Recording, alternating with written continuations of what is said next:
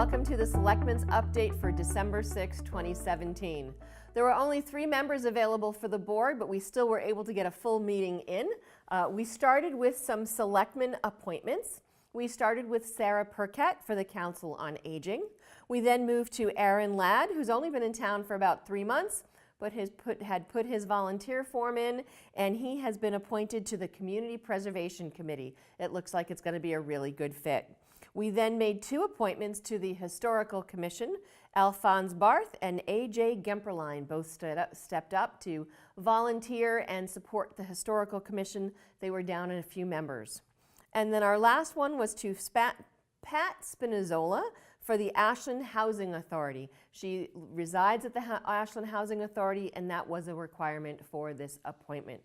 So we thank all of them for volunteering. If there's ever a committee that you'd like to be a part of, you should go and start attending their meetings and then fill out a talent bank form to see if you could be appointed if they need new members. Or sometimes we even look for new members because people you think are there but may want to step down, but they need to know that there's someone willing to fill their spot. From there, we went back to our agenda and we did a proclamation to the Ashland Emergency Fund. Rosemary Fedorchak stood and represented the group. We gave them a presentation for 30 years of service here to Ashland. It was a program that started with Ben Montenegro and Isabel Harrison, and it's still going today, and they have donated over $1.5 million to families in need. So if you're looking for a charity right here in Ashland, the Ashland Emergency Fund is right there to help your neighbors that are in need. We then heard from Julian Doctor regarding the Lions Legacy Project. This is for the Ashland Lions Club. Those are the gentlemen and ladies in red. They're also selling Christmas trees right now. And they're donating back for celebrating 50 years for the Ashland Lions by putting 4 benches up in different locations. They'll be at the Ashland Post Office. There'll be 2 in various locations at Stone Park. And then the 4th one will be going up to the Nyanza Memorial, which is off the MBTA road in back of the middle school. So be on the lookout for those in the next few months. We then closed and approved our tax classification hearing. We are staying with a single tax rate as was recommended by our assessors. We then had a proclamation and the celebration, and celebration might not really be the correct word, for the retirement of our fire chief, Scott Boothby. He has been here in the fire service for 30 years in Ashland. He has been our chief for about 3.5 years. He will be greatly missed. He's done a lot of great things since he had become chief. We've been able to bring on more firefighters and some great new equipment. Director, training officer, captain, and chief. And whereas Scott has been a constant among the never-ending, this is the best part here, among the never-ending changes, including working for Executive Administrator Jim Somerville and 11 town managers, including Richard Gladstone, Paul Sharon, Dexter Bois, Hector Rivera, Dale Morris, Dave Thomas, John Petrin, Mark Purple, Jim Purcell, Tony Schiavi, and Michael Herbert. And whereas Scott has also worked under many chiefs, including Frank Carianis, Robert Cleveland, Michael Brogan, and William Key. Now, therefore, we, the selectmen of the town of Ashland, do hereby proclaim Friday, December the 15th, 2017 as Scott Boothby Day. We urge all residents and fellow employees to make known their appreciation for his devotion to the town of Ashland and the fire service. We wish him good health and good fortune.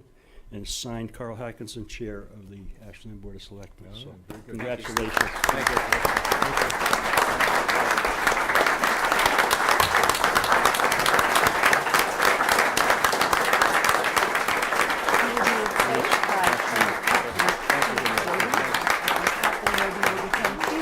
As of December 18th. So if you see either of them around town, make sure you wish them both congratulations. And we all wish Scott Boothby a well-deserved retirement, and he will be missed here in town.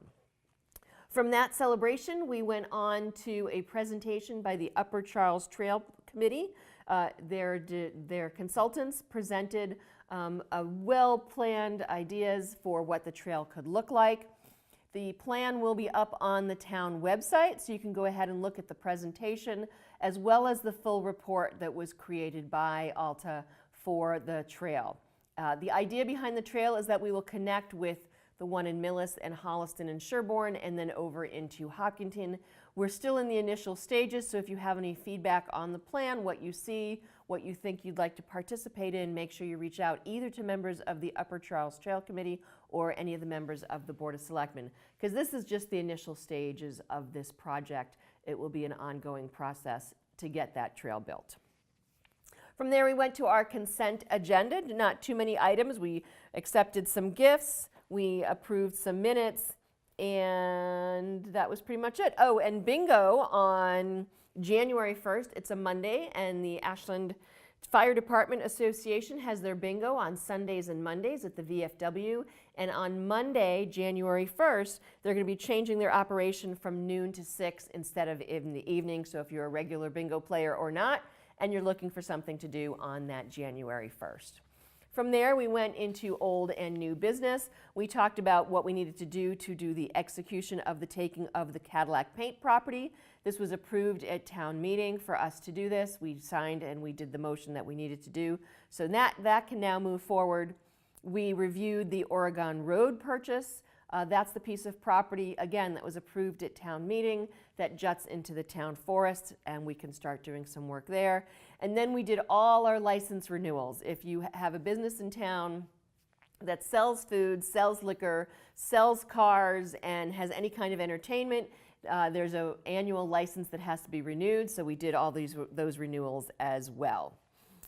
We approved the 15-day waiting period, the waiver of the 15-day waiting period, so that Keith Roby can become our fire chief as of December 18th. Because it's December 6th, we had to do that. We then had the town manager report. He gave us a town meeting recap. We won't go into detail with that. If you'd like to check out our last episode where we did that, you can check in with when I spoke with Adam Schuster, our town moderator. We talked about the technical assistance panel that's happening on December 12th in the evening. If you can't go to it, it will be televised and it will be recorded that you can watch it at a later date. We got information on a development update for 128 Main Street. That is currently before the planning board. They're talking about some changes and some parking issues. If you're interested in that, you can go to Co-Urbanize or you can watch a planning board meeting. We then got another update on the River Walk project. This is the walk that is being planned along the Sudbury River by the VFW and then comes into the area behind the Historical Society. One of the biggest pieces of discussion is a bridge that has to be put there. It is it's a long bridge. It's 170 feet that is being looked to put over the water toward the end of the reservoir, and trying to decide, do we want steel or wood? So if you have any feedback, if you'd like to give some feedback, you can reach out to the Open Space Committee or to Michael Herbert, the town manager. He's managing that project. For the downtown update, there'll be a forum coming up in January or February, taking the information that was gathered and worked on by the consultants, looking at improving roadways, adding bicycle paths or sidewalks, how we can expand that to make downtown more pedestrian, bike, and person-friendly, and make sure we maintain our business and economic development as well.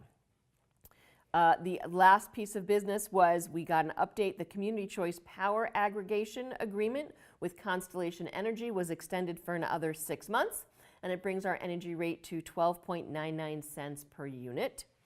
And that was pretty much it. We had a great meeting. It was great to see all the firefighters, past firefighters there to support both Chief Boothby and Captain Roby. So thanks for coming out, those that were there. That wraps up this Selectmen's update for the meeting that happened on December 6th, 2017.